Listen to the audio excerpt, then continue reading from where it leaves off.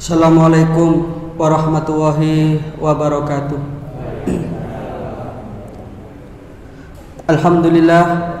Alhamdulillahilladzi hadana lihada wa ma kunna linahtadiya laula an hadana Allah. Asyhadu an la ilaha illallah wahdahu la syarikalah wa asyhadu anna Muhammadan abduhu wa rasuluh la nabiyya wa la rasula ba'da. Allahumma sholli wa sallim wa barik ala nabiyyina Muhammadin wa ala alihi wa sahbihi ajma'in. Amma ba'du, subhanaka la ilma lana illa ma 'allamtana innaka antal alimul hakim. Rabbi shrah li sadri wa yassir li amri wahlul 'uqdatam min lisani yafqahu qawli. Allahumma anfa'na bima 'allamtana wa 'allimna ma yanfa'una warzuqna 'uluman tanfa'una. Bapak Ibu hadirin jamaah pengajian rutin Sabtu malam Ahad rahimakumullah. Dari hati yang paling mendalam, marilah kita senantiasa bersyukur kehadirat Allah Subhanahu wa taala atas segala nikmat, baik itu nikmat lahiriah maupun nikmat batiniah. Nikmat lahiriah berupa kesehatan, berupa kekuatan untuk bisa hadir di majelis ilmu ini. Nikmat batiniah berupa keimanan, dan kita masih diberikan semangat untuk bertafaqquh fiddin, mengkaji dan mempelajari ilmu agama, sehingga setiap langkah yang kita ayunkan itu akan menjadikan jalan lapang kita menuju surga. Dan ini yang berjanji Rasulullah. Kula mboten ngarang-ngarang. Kanjeng Nabi dawuh, man salaka tariqan yaltamisu fihi ilman. Barang siapa yang menempuh jalan untuk menuju tempat majelis ilmu, maka Rasulullah menjanjikan sahalallahu lahu tariqan ilal jannah. Nanti Allah akan memudahkan jalan kita ke surga. Maka mudah-mudahan ngaji kita ini dicatat oleh Allah Ta'ala sebagai amal soleh. Yang kedua, sholawat serta salam mudah-mudahan senantiasa terlimpah kepada junjungan kita baginda Rasulullah Shallallahu Alaihi Wasallam.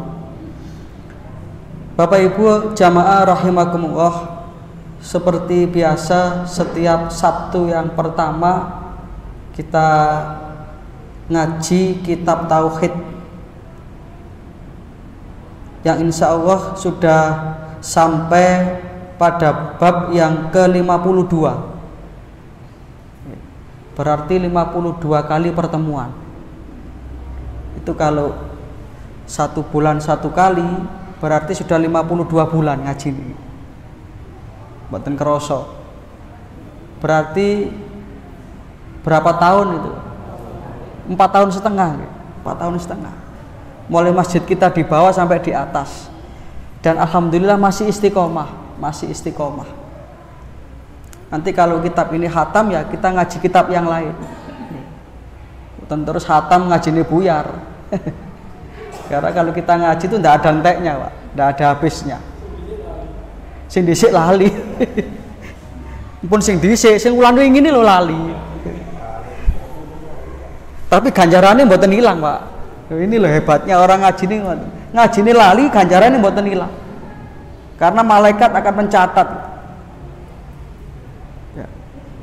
Jadi selama kita ngaji kayak begini, ini malaikat itu akan mencatat. Paham atau tidak paham, ngerti atau tidak ngerti, yang penting sudah mau hadir ini sudah nilai plus. Nilai plus. Nah, dapat keterangan ngeten moro adem nggih. Wis ngono ngaji pokok senden oleh ganjaran.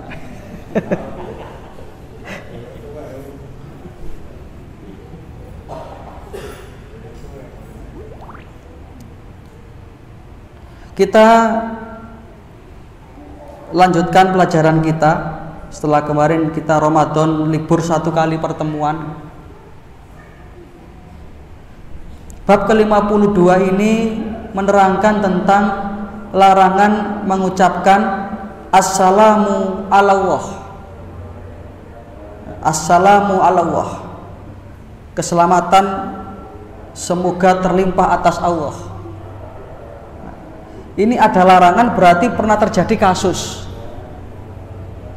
Kalau tidak terjadi kan tidak ada larangan, Pak. Jadi ada kasus.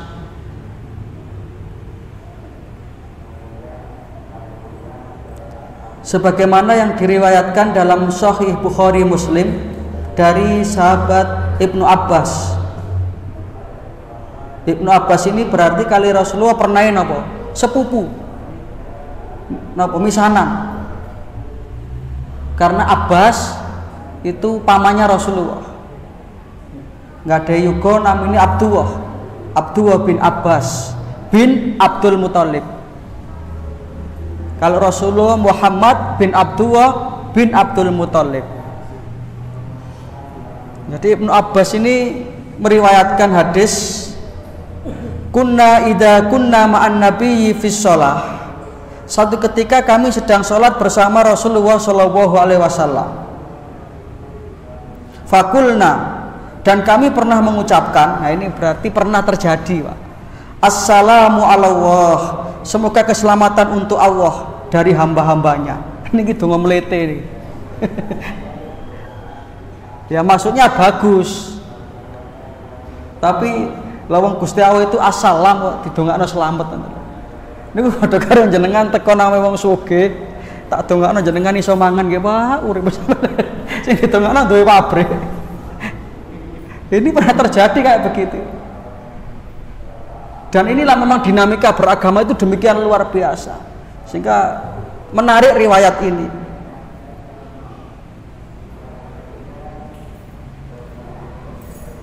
Assalamu ala fulanin wa ala fulanin. Semoga keselamatan untuk si fulan dan si fulan. Nah kalau seperti ini tidak apa-apa, karena sama posisinya. Kita bahkan diperintahkan ketika bertemu dengan saudara sesama muslim itu mengucapkan salam. Dalam satu hadis Rasulullah SAW bersabda, hakul muslim alal muslim situn. Hak seorang muslim kepada seorang muslim yang lainnya, yang artinya ini kewajiban seorang muslim kepada saudaranya sesama muslim, itu ada 6. Yang pertama ini, idza laqitahu fasallim alaihi. Kalau ketemu ucapkan salam. Itu bedanya orang Islam dengan orang yang bukan Islam.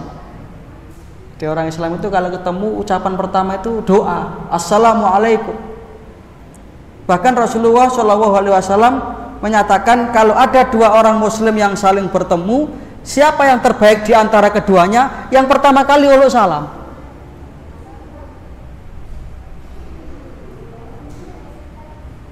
Ini hak muslim, berarti kewajiban muslim yang lain mengucapkan salam. Nah, Al-Quran memberikan tuntunan, wa idza khuyyitum bi tahiyyatin fahayyu bi ahsana minha aw rudduha. Kalau kita itu diberi salam oleh saudara kita sesama muslim, jawablah salam itu dengan jawaban yang semisal atau bahkan lebih baik. Jadi minimal podo. Assalamualaikum, waalaikumsalam. Jangan sampai kita itu balas salam itu dengan aras-arasan. Assalamualaikum, sing salam temenanan, sing jawab aras-arasan. Salam, kon maneh ta. Nah, ini sebutan penak belas nih. Kalau bisa assalamualaikum, kita jawab waalaikumsalam warahmatullah. Assalamualaikum warahmatullah, waalaikumsalam warahmatullah wabarakatuh. Itu ahsanu minha, lebih baik dari yang mengucap. Aurudduha, minimal sama lah, minimal sama. Kadang-kadang kita itu lali, saking suwe gak ketemu, weh, nah dia gak tahu peduk, salamnya lali. Tak kira muatek, mau mantep lek ngomong ngoten. Wonten malih sing luwih kasar mas, aku luwih bongko ket biyen. Ya niki ya gaya Malangan, gaya Malangan. Kalau Islam tidak begitu. Satu itu idza laqitahu fasallim alaihi. Kalau ketemu ketemu saudara sesama muslim ucapkan salam. Ini nanti sebelum kita lanjutkan hadis ini ya, kita bahas 6 kewajiban ini. Yang kedua, wa idza da'aka fa'ajibulah. Kalau diundang selagi tidak ada halangan, datanglah memenuhi undangan. Apalagi undangan makan-makan. Jadi hebatnya Islam itu kayak begitu. Saya ngundang nih oleh ganjaran karena ketekan tamu, yang mendatangi undangan juga dapat pahala. Yang ketiga, wa idastan syahaka fansahlahu. Kalau minta nasihat, nasihatilah sesuai kemampuan kita. Ya apa aku ngene-ngene ono saran. Oh, menurut aku kok ngene sih. Jangan sampai kita diminta saran, urusamu lah apa kon. Itu menyakiti ya. Berikan saran, sekedar memberi support, sekedar memberi napa nggih istilah niku, motivasi kepada saudara sesama muslim. Dan saran itu jangan sampai saran yang napa istilahnya malah menjadi beban.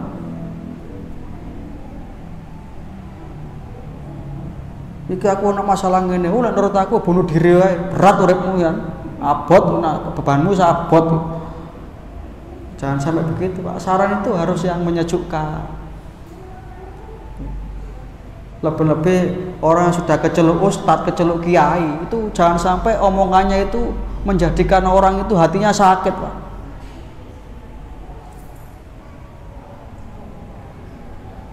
Karena itu dolim. Di omongan itu yang menyejukkan. Wa idastan syahaka fansahlahu. Wa ida marido fa'udhu. Kalau sakit jenguklah, sambangilah. Termasuk nyambangi orang sakit ini nggak ada nopo, ada keutamaannya menjenguk orang sakit. Asalkan memenuhi tata krama dan sopan santun, Pak. Kok jam 8 bengi nyambangi wong loro. Wae wong sing loro ngasuh digugah. Terus omongane nu loromu gawat iki. Wis ngakeh istighfar ya, ngakeh istighfar. Jare sing loro, nyanyi kriya wis tambah loro. Itu yang keberapa, Pak? Keempat nggih. Yang kelima, wa idza mata tabi'ta janazatahu. Kalau meninggal dunia, ada saudara kita yang meninggal dunia, hantarkanlah jenazahnya itu. Karena orang nyelawat itu pahalanya besar.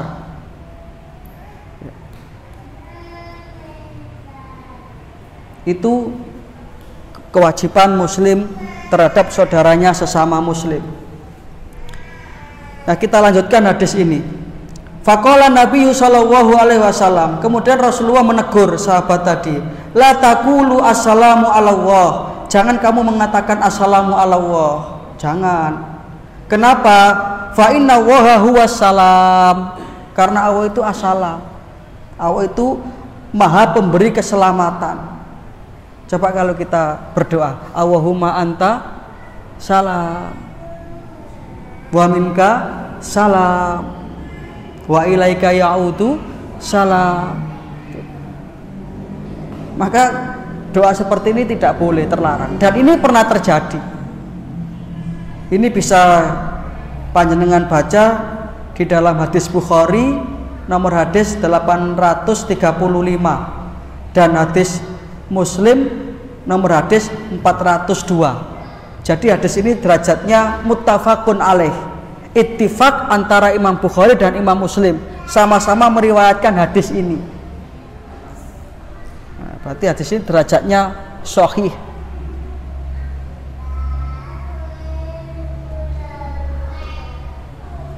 Maka di dalam bab ini ada beberapa kandungan. Yang pertama tadi itu ya, nanti kita akan membahas tentang makna assalam. Apa sih assalam itu? Yang kedua, doa tentang keselamatan atau mendoakan keselamatan ini tidak layak untuk diberikan kepada Allah. Karena Allah adalah Maha Pemberi keselamatan. Karena Allah adalah As-Salam.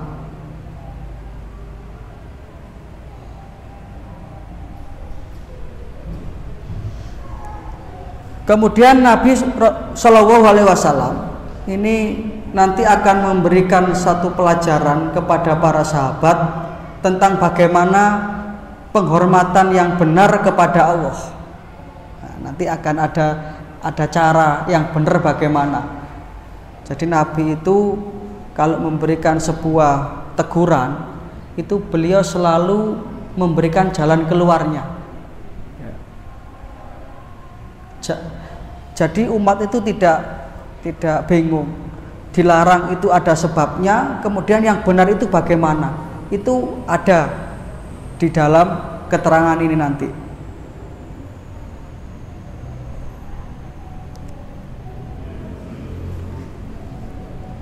Sehingga ketika kita itu mengucapkan assalamu ala Allah, ini adalah satu ucapan yang tidak beradab kepada Allah, dan ini nanti akan bisa mengganggu kesempurnaan tauhid kita. Dia akan mengganggu kesempurnaan tauhid kita. Maka sekarang kita pelajari makna assalam. Yang pertama, assalam ini artinya adalah penghormatan. Penghormatan. Itulah makanya tadi saya sampaikan, ketika kita bertemu dengan saudara sesama muslim, bentuk penghormatan kita ya dengan mengucap salam itu. Yang isinya adalah doa keselamatan. Jadi kalau ketemu jangan selamat pagi. Selamat pagi itu berarti ndongakno selamatnya medhit nanggung mek esuk tok. Perkara awan keserempet becak ya urusanmu. Kalau berdoa ya jangan nanggung. Keselamatan semoga selalu terlimpah atas Anda.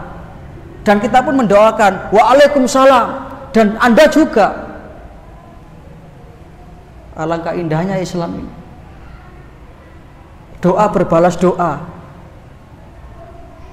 Mboten pisu-pisuan kok sing niku wae. Tak kira sentek selamatanmu. Ngawur ae gak kones mate ae sakire. Tapi doa yang keluar dari lisan orang yang beriman. Yang kedua, makna assalam.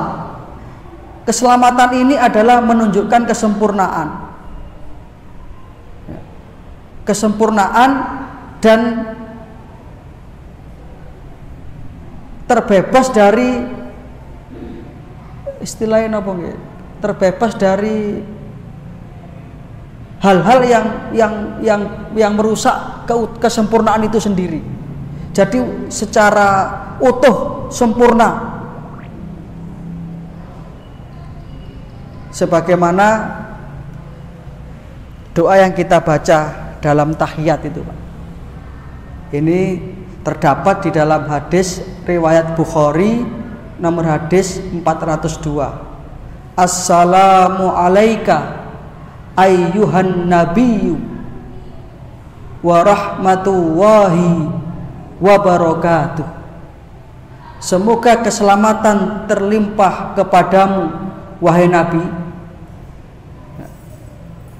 wa rahmatullahi, dan juga rahmat Allah, wa barakatuhu, dan juga keberkahan Allah. Assalamu alaina wa ala ibadillahis sholihin. Semoga keselamatan terlimpah atas kami dan atas hamba-hamba Allah yang soleh. Jadi orang yang soleh itu selalu mendapatkan doa dari saudaranya sesama muslim yang sholat. Ini doanya. yang kita baca dalam tahiyat itu.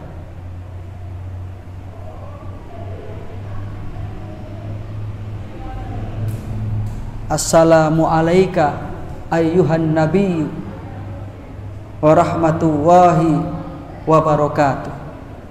Assalamu alayna wa ala ibadillahis shalihin.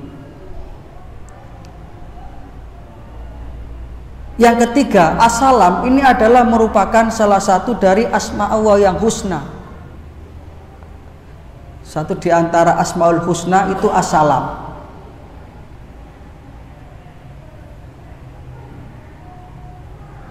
Yang artinya maha pemberi keselamatan.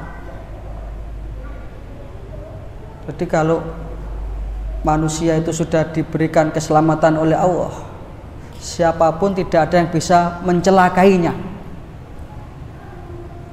Walaupun banyak orang yang tidak senang, bermusyawarah mufakat, mau mencelakai, tapi kalau dia oleh Allah Ta'ala diselamatkan, pasti akan selamat.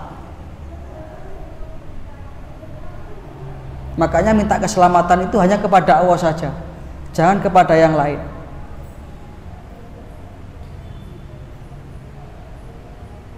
Fakta sejarah di dalam Al-Quran banyak dikisahkan betapa para nabi dan para rasul yang berada dalam situasi terdesak, yang menurut ukuran akal manusia dia itu tidak selamat, tapi karena Allah yang memberikan keselamatan, maka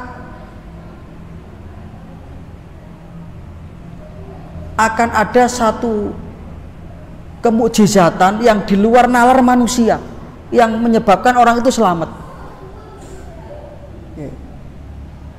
Jadi lewis napa catatane selamat, maksud mau dicilakai siapa saja dia pasti selamat. Sebaliknya maksud dikawal sapa ae lewis catatane cilaka ya pasti cilaka, Pak. Masuk dikawal kali pasukan pengawal sing ketat dengan pengawalan kelas 1, kalau dia waktunya celaka ya celaka. Karena Allah as-salam, hanya Allah lah yang memberikan keselamatan. Sehingga para nabi dan para rasul itu kenapa kok bisa tenang dalam hidupnya? Karena dekengannya langsung ke Gusti Allah. Nah, kadang-kadang kita ini gelisah rasa itu, kadang-kadang berharapnya itu kepada yang selain Allah. Waduh ya ngerek ngarano iku dekengane 9 naga. Dekengane Cina kuat itu. Kenapa kita kok takut kayak begitu? Oh, kita ini dekengane Gusti Allah kok. Allah Maha Kaya. Itu yang kadang-kadang kita lupa, sehingga orang umat Islam ini kadang-kadang merasa rendah diri, merasa apatis, merasa pesimis. Padahal Allah sudah memberikan sebuah motivasi itu, wala tahinu wala tahzanu. Kamu tidak usah sedih, kamu tidak usah gelisah, kamu tidak usah takut. Wa antumul a'laun in kuntum mu'minin, kata Allah. Sesungguhnya kamu itu akan bisa tinggi, kamu itu akan bisa menang kalau kamu beriman kepada aku, kalau kamu bergantung kepada aku. Jadi orang itu kalau sudah imannya mapan, dia itu tidak gampang Pak, berhadapan dengan siapapun itu tidak gampang grogi. Kadang-kadang hadapi bupati grogi, karena dia sudah merasa ada butuhnya. Kalau orang beriman tidak begitu. Karena sandarannya kepada Allah kuat, wala tahinu wala tahzanu wa antumul a'laun in kuntum mu'minin. Kuntum khaira ummatin, kamu adalah umat yang khair, umat yang terbaik sebenarnya, umat Islam itu. Nah, ini sih rame haji dilarang Indonesia, kita prihatin Pak, kasihan. Terlepas apapun sebabnya, kita tidak tahu karena tidak transparan. Banyak berita yang kita tidak tahu sumbernya, tapi yang jelas dengan tidak berangkatnya jamaah haji Indonesia ini kan berarti semakin memperpanjang daftar tunggu. Ya daftar saniki antri ini 30 tahun Pak. Lek jenengan daftar umur 50, engko berarti budal umur 80. Lek nutut. Ya walaupun kalau sudah daftar wallahu a'lam kita sudah niat, tapi kan nggih gela to Pak. Napa Mas Enes? Kecewa. Wong kita kepingin nang budal. Nggih zamane bapak kula biyen tahun 91 niku. Sakniki daftar nanti berangkat bisa kurang 2-3 bulan daftar bisa. Kok ana duwike. Sakniki daftar 2019 wingi niku budale 2046. Niku dalam keadaan normal. Lek dipendeng ngeten niki semakin memperlama daftar tunggu. Iso budal 2100. Mbok sing budal nang ndi nggih? Nggih sama-sama memenuhi panggilan Allah, tapi panggilan yang mana? Kan Gusti Allah ini panggilannya ada 3, Pak. Ada panggilan sholat, itu panggilan Allah. Haji itu juga panggilan Allah. Mati di panggilan Gusti Allah. Podo. Ini menjadikan kita itu prihatin. Kenapa? Karena umat Islam itu tidak bergantung kepada Allah. Kita ini bersandarnya kepada Allah itu kurang. Akhirnya kita mudah diombang-ambing kayak begini, dipermainkan situasi kayak begini. Dan memang ini sudah diprediksi oleh Rasulullah, bukan prediksi ya kalau Rasulullah memberikan sebuah peringatan. Nanti nasib umat Islam itu memang kayak begini, ini sudah didhawuhna Kanjeng Nabi 1400 tahun yang lalu. Yusiku antada'a alaikumul umamu kama tada'a akalatu ala qas'atiha. Nanti akan ada masa di mana umat Islam itu seperti makanan di atas meja hidangan. Maksudnya apa? Mau disantap dari berbagai penjuru. Semua mempermainkan. Nalika Kanjeng Nabi dawuh ngoten, sahabat bertanya, "Amin qillatin nahnu yauma idzin ya Rasulullah?" Apakah jumlah kita ketika itu sedikit ya Rasulullah? Kok kita dibuat mainan? Kita dibuat apa ya istilahnya? Dibully. Di luar dugaan Rasulullah menjawabnya, "La bal antum yauma idin kasir," kata Rasulullah. Tidak, kamu pada waktu itu banyak, kamu mayoritas. 80% jumlahmu. Tapi sayang kata Rasulullah, walakinnakum husaun kahusais sail. 90%mu, 80%mu, mayoritasmu seperti untuk di segoro, buih di lautan. Banyak tapi malah ombak gak tahu nanti arahnya nggak tahu sudah. Gruduk rono, gruduk rene, lapo gak ero. Dan ketika itu kata Rasulullah, banyak umat Islam yang terjangkit penyakit wahan. Apa ya Rasulullah penyakit wahan itu? Hubbud dunya wa karahiyatul maut. Penyakit wahan itu cinta dunia dan takut mati. Cinta dunia itu bahaya Pak. Lebih bahaya kalau itu melekat pada ulama-ulamanya. Dia jual agamanya untuk kepentingan dunianya. Ulama loh Pak nggih. Lek kok kula sanes ulama. Mboten patek payu kok. Tapi orang-orang yang dianggap alim, ya memang dia alim secara agama, tapi dia jual agamanya untuk kepentingan dunianya. Kalau dana haji dipakai infrastruktur tidak sengaja ya nggak apa-apa, nggak sengaja. Enak elek ngomong, enteng. Padahal diantara sekian banyak orang yang sudah daftar haji itu ada orang yang mengumpulkan uang 10.000 demi 10.000, 100.000 demi 100.000, bekerjanya juga soro, tapi demi memenuhi panggilan Allah dia rela mengumpulkan uang. Kemudian begitu dipegang tidak amanah. Ini kan bahaya. Ya saya tidak mengatakan uang itu di kemana ya, tapi yang jelas tidak berangkat ini kita prihatin, Pak. Oh nyatanya Malaysia berangkat malah ditambah kuota itu.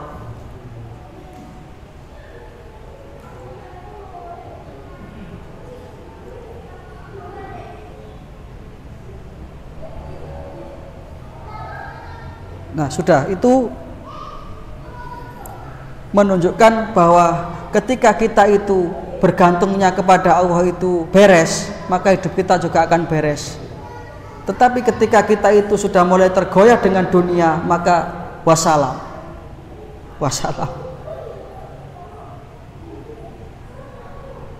Lebih-lebih tadi saya katakan, kalau ulama sudah yabi'u dinahum, menjual agamanya bi'aradin minad dunya, untuk mengambil kepentingan dunianya, ini yang rusak.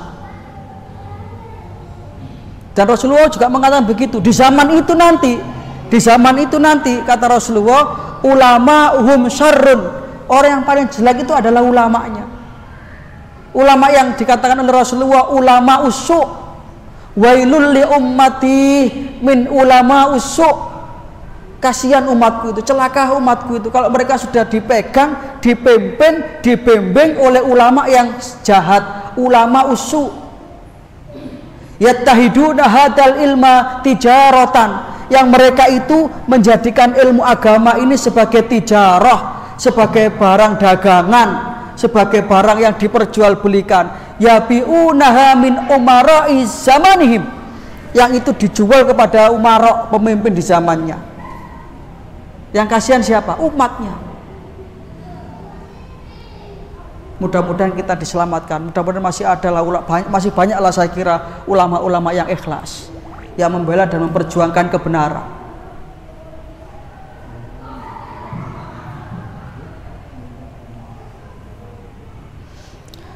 Nah, para jamaah sekalian, kenapa Rasulullah SAW melarang kita untuk mengucapkan assalamu ala Allah ini? Yang pertama, karena doa seperti ini menunjukkan bahwa Allah itu mempunyai kekurangan sehingga perlu didoakan. Padahal Allah itu maha sempurna dari segala kekurangan, sehingga Nabi melarang kita untuk membaca doa ini. Karena Allah itu maha suci dari segala kekurangan, Allah itu maha sempurna, Allah itu maha segala-galanya.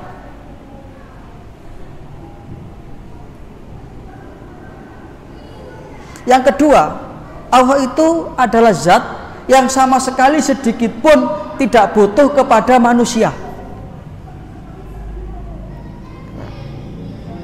Jadi sholat kita, ibadah kita, pengabdian kita ini bukan untuk Allah, bukan untuk kita sendiri. Dalam satu hadis qudsi, Allah Subhanahu wa taala berfirman melalui lisan baginda Rasulullah SAW. Dengan gagahnya Allah menyatakan, ya bani Adam, wahai manusia, lau anna awwalakum wa akhirakum wa insakum wa jinnakum kanu ala atqa qalbin rajulin wahidin minkum ma zada dzalika fi mulki syai'a. Wahai manusia, wahai menungso, kalau saja sekiranya, seandainya manusia keseluruhan, mulai manusia pertama Nabi Adam sampai nanti manusia pertama sampai nanti manusia terakhir, ya, kanu ala atqa qalbin rajulin, semua menjadi orang yang bertakwa sebagaimana takwanya orang yang paling bertakwa di antara manusia. Wis kasarane gampangane kabeh koyo kanjeng Nabi lah, kabeh. Semua orang baik. Apa kata Allah? Mazada dalika fi mulki syai'a. Itu tidak akan menambah kebesaran kekuasaanku.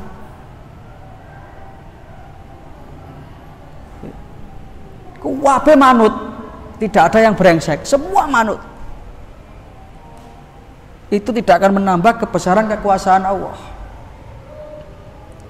Sebaliknya, lau anna awwalakum wa akhirakum wa insakum wa jinnakum kanu ala afjarin qalbin rajulin wahidin minkum.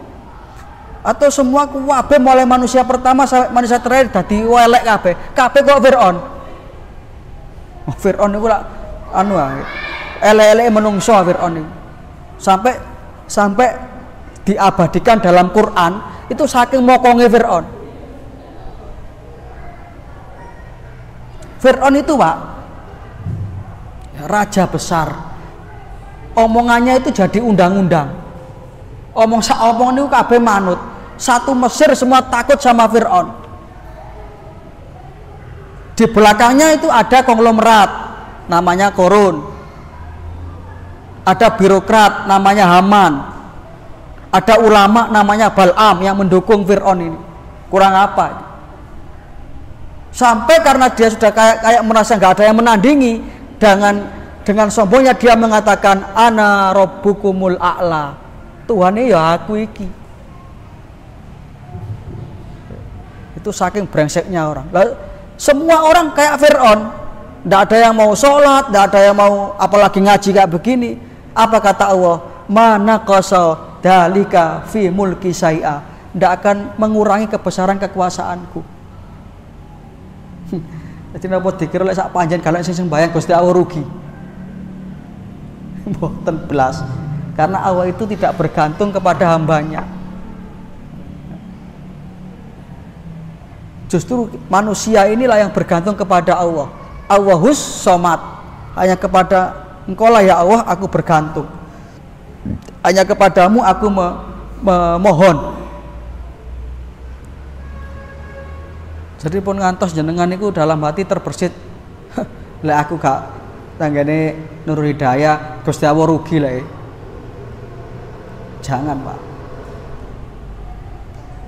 Termasuk juga kita mengatakan wah ajane awake dhewe golongane wong alim aja nih.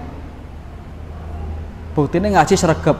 Kita ngaji sregep seperti ini karena apa Pak? Karena dibimbing Allah Pak. Karena Allah yang meringankan hati kita untuk ngaji.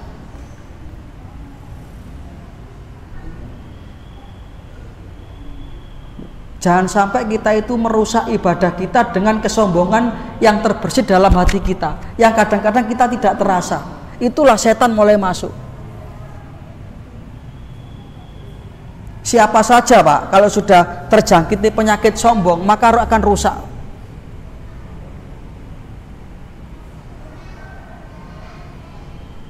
Orang kaya sombong, wah korun itu. Apalagi orang miskin sombong, waduh tambah parah mana. Aku masuk melarat ini jok diotek aku. Wah.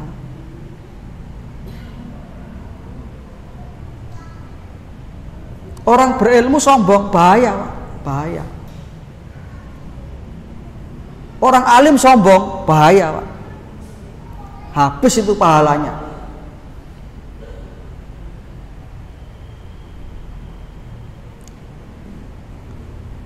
Karena sombong itu sifat yang menyebabkan terusirnya iblis dari surga. Sombong itu adalah sifat Allah yang tidak boleh hambanya itu mengambilnya. Al-kibriya ulibasi, kata Allah. Kesombongan itu pakaian kebesaran kekuasaanku. Kono aja melok-melok. Nah, gitu kasarannya. Kadang-kadang ada orang sombong karena ilmu, karena titelnya dibangga-banggakan. Padahal wa fauqa kulli ilmin alim. Nabi Musa itu pernah ditanya, Nabi Musa, sing paling pinter sapa? Nek kene ya gak mana liyane aku. Nabi Musa gitu. Nabi loh itu, Pak. Akhirnya ditegur oleh Allah, kudu kon Musa, iku lho wong ndek kono, ketemu dengan Khidir. Kelutek pun Nabi Musa. Kan itu dalam surat Kahfi itu. Jangan baca itu. Agite sekarang awake dhewe pinter sinten? Lah awake dhewe ya. Lah arananmu dhewe ya kon pinter. Lho niki lho gitu lho, Pak. Nabi Musa ini sakjane cara ngomong ngoten sakjane pantes wong dia nabi, dapat wahyu. Tapi dia tidak sadar, itu ada unsur kesombongan. Langsung ditegur oleh Allah. Kudu kon Musa, pedho ana wong iku. Gak ndayani wong e, Pak. Gak tahu kuliah S1, S2, S3. Tiba-tiba Nabi Musa mara kluthek. Ayo kon melok aku ya, syaratnya siji aja takon apa-apa. Ngono tiyang wau mara mateni arek cilik. Ya takon Nabi Musa. Lho aku lek iso omong aja takon, gak nyandak ilmumu. Sampai akhirnya hadza firaqun baini wa bainik. Sudah kalau gitu pisah saja. Menarik kisah itu. Jangan sampai kita itu sombong karena ilmu. Biasanya penyakit ngeten iki penyakit mubalek, Pak. Penyakit ustaz yang biasa naik podium ini. Koyok dia paling alim, sing ngrungokno niki diwuruki.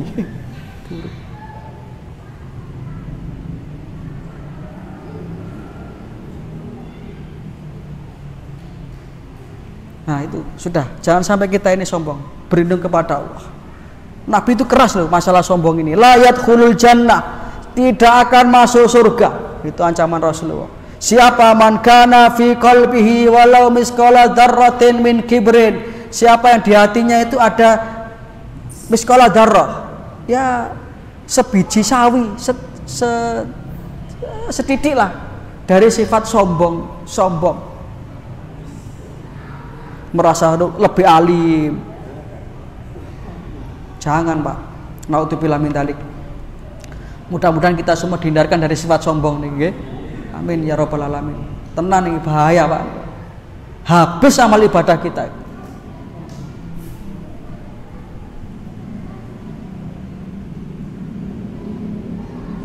Dan ini kadang-kadang tidak merasa. Karena sombong itu penyakit rohani. Penyakit rohani itu yang tahu orang lain. Beda dengan penyakit jasmani. Penyakit jasmani yang sakit lebih tahu daripada orang lain. Oke, misalnya kita udunan karo nomor digepuk mbek koncone. Assalamualaikum, digepuk udune. Waduh, udune. Tapi penyakit rohani itu yang tahu itu orang lain. Kita itu kadang-kadang nggak tahu. Omongan kita kadang-kadang sombong kita nggak tahu. Maka kita itu perlu untuk menerima kritik saran dari orang lain. Nggak ada, Pak, wong sing terus bener terus itu nggak ada, Pak. Juga nggak ada orang terus salah terus itu nggak ada.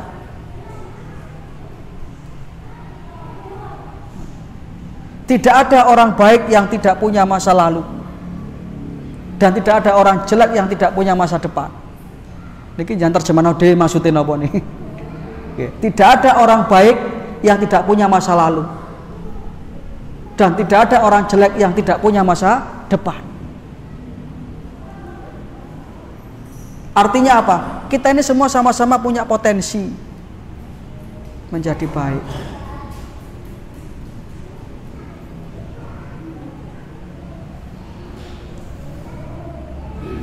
Nah, bagaimana? Kurang berapa menit, Isya? 1 menit. 10 menit.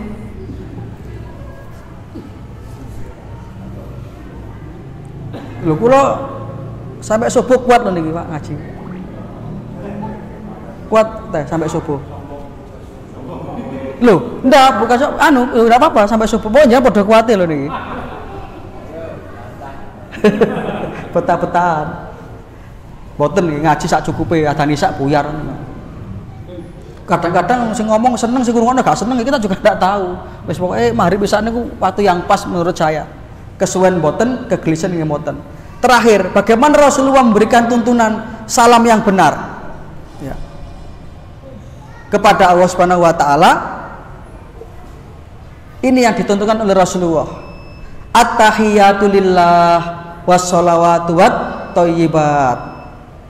At-tahiyatu lillah wassalawat wat thayyibat. Semua penghormatan hanya untuk Allah. Ini gantinya assalamu ala Allah tadi. Jadi assalamu ala Allah itu dilarang, yang dituntut oleh Rasulullah at-tahiyatu lillah wassalawat wat thayyibat. Ini adalah bentuk ketundukan kita kepada Allah. Semoga penghormatan untuk Allah, salawat dan kebaikan hanya untuk Allah. Wassalawat wat thayyibat. Pun adzan, mudah-mudahan ada manfaatnya. Insya Allah kita ketemu lagi pada pertemuan bulan depan. Bulan depan. Kesuwen ya. Mudah-mudahan ada manfaatnya. Kita senantiasa mendapatkan taufik dan hidayah. Ada kurang lebihnya mohon maaf. Wassalamualaikum warahmatullahi wabarakatuh. Demikian tadi kajian. Innallaha wa malaikatahu صلوا